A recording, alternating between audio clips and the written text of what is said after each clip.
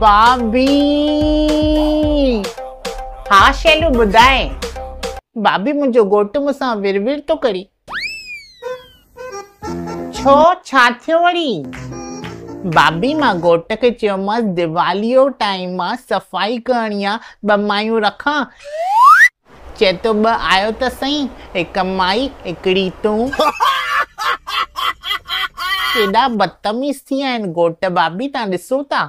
हे कोई तरीक़ो आहे ज़ाल सां ॻाल्हाइण जो?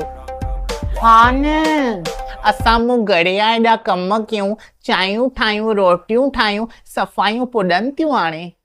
शैलू तूं हर काई ॻाल्हि पुछ छो कंदी आहीं? तोखे मना कई थी मैं न मां। हुन ॾींहुं खसीस मूं सेटी साफ़ करण लाइ चईमांसि, चए तो तूं साफ़ कर, मां पाटियो पकड़े बीहें थो। अच्छा मथे जेको पिलाई हूंदो आहे उहो पकड़े बीठा हूंदा। पकड़ई छा भाभी, मां न कपिड़ो पई हणां अंदर, हिन जो फोन अची वियुसि, पाटियो छॾे ॾिनई।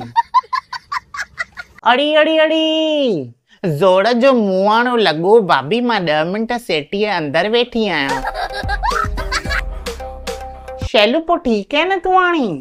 मां पंहिंजे घोटे मथां केस करण वारी आहियां भाभी। भाभी मां इंडिया जो वॾो लाइण कंदमि। लाइरनि जी फीस ख़बर थी घणी हूंदी आहे? घड़िया पन्ना रखणा पवंदे, टपड़ विकणा पवंदे घड़िया। पोइ मुंहिंजे घर अची न सम्झे, जॻह न आहे हिते। भाभी तव्हां ईअं था ॻाल्हायो पंहिंजी पकी साहेड़ीअ सां? मन वेठी सफ़ाई मां ई कयां, तव्हां बि मुंहिंजे घोटे जो साइड था खणो। साइड नथी खणा शैलू मां।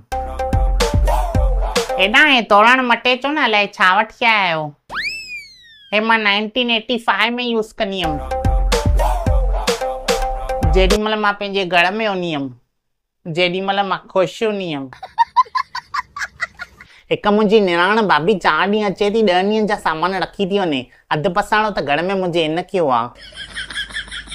छॾ तूं टेंशन न खण, 5 बजे मिल, शॉपिंग ते था हलूं। मूंखे न हलणो आहे भाभी, तव्हां ख़ाली ॾिसंदा वठंदा त कुझु आयो न। घोटे जो गुस्सो मुंहिंजे मथां न कढ सम्झी।